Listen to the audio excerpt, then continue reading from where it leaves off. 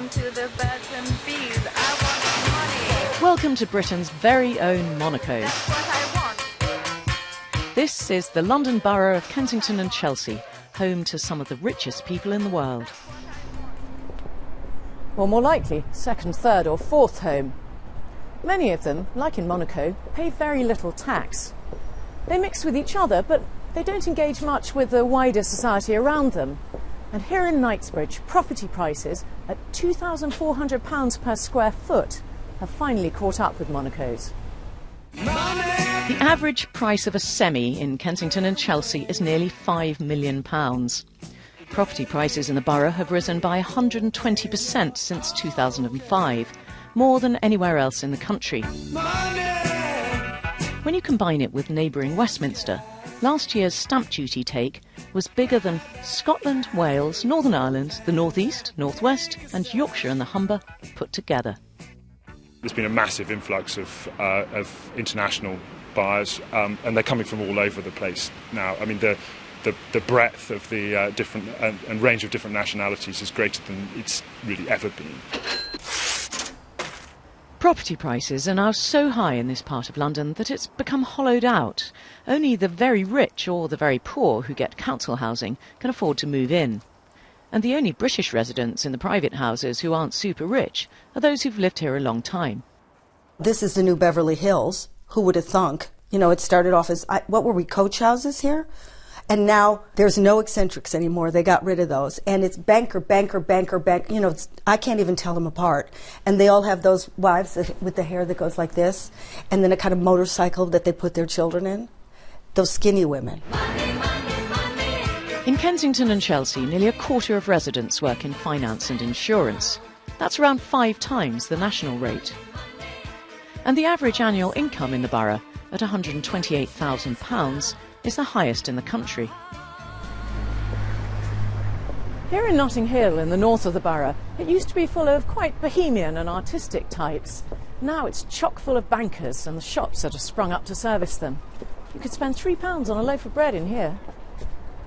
You can buy food a lot more cheaply round the corner in Portobello Market. And the stallholders there remember this area the way it used to be. This was a real poor area. Like real poor. People were fighting in them days to get out of this area. Now they're fighting to get into this area. I mean, I was born, 100 yards up the road from me in a little mews. Mum and Dad and my sister, we used to live in a little mews flat there, you know. Dad used to pay about £5 a week rent. I know that was a long time ago. Them gaffs now are worth about £2.5 million each.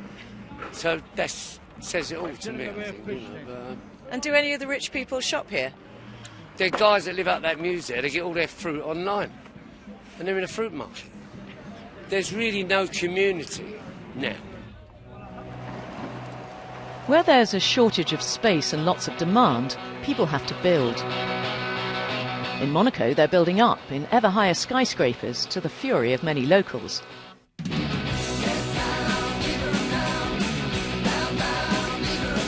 Here in Kensington and Chelsea, they're digging down, creating huge sub-basements, sometimes on several levels.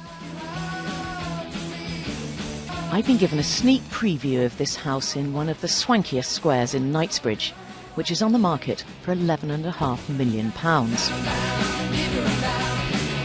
The owner has dug a sub-basement below the existing one to house another sitting room and what estate agents now love to call a media room. But some people have dug even deeper and further than this. They've gone down 3 or 4 levels below ground and they've put in swimming pools and games rooms and home cinemas and gigantic wine cellars. It's as if people are trying to shoehorn their fantasies of what a big American mansion should contain into a small, narrow London terraced home. Some of these are called icebergs because they actually have more below ground than they do above. Under another house in the same square, they're digging a huge sub-basement. The hole's so big you can see it on Google Earth. Charlie knew. I don't know why that. I don't know. As in Monaco, the neighbours of the basement diggers are incandescent. The endless drilling, the hammering, the dust and the lorries are driving them mad. I only know drill. That's the only sound in my head. I've had little silicone implants, so I don't have to hear the drilling. And it's a competition. Who can build lower? Really, it's a kind of how rich are you? So some people are hitting the crust of the earth now. More than half of Kensington and Chelsea residents were born overseas, and 27% arrived in the UK in the past 10 years. And 50% of children in the borough go to private schools. That's 7 times the national average. It's not just the language and the schools that attract rich foreigners to London. The capital also has appealingly low property taxes on very expensive houses. Less than half of those of New York and less than a third of Hong Kong's. And some of these houses are barely lived in. Their owners just see them as investments. And even if they do live here full time, a lot of them don't seem to have much stake in society. They tend to avoid state schools and the NHS and public transport. Some of them even club together and hire private security guards to patrol their streets. It's as if they're living in a bubble, quite separate from the rest of us, and only mixing with other extremely rich people. So what effect does this have on the area they live in? Danny Dorling is a geography professor at Oxford who's been studying the social geography of London. The rich are very resentful of paying their taxes because they don't see themselves as getting very much back for it. At the same time, as this kind of apartheid between the rich and the poor grows, the poor obviously are very, very resentful of the rich. The rich find it incredibly easy as far as they're concerned to live there and are squeezing them out and are making it harder and harder for poorer people to live. And the people in the middle, well, there's less and less and less of them. And the damage isn't just social. The area's been hollowed out physically too. With all these giant sub-basements being dug, there's now a whole honeycomb of holes in the clay under Kensington and Chelsea's streets. You can almost imagine the disaster movie ending as the borough collapses into a sinkhole of its own making.